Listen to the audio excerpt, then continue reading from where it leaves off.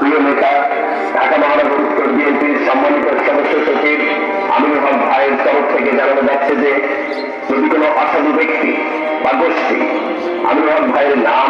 কিংবা বাংলাদেশ জাতীয়তাবাদী দল বিএনপির কোনো অঙ্গ সংগঠনের নাম ব্যবহার করে কোনো প্রকার চাঁদা, দখলদারি, মাদক কারবারি বা অন্যায় দাবি করে তাহলে অনতিবিলম্বে নিকটস্থ থানায় অবহিত করুন। সম্ভব হলে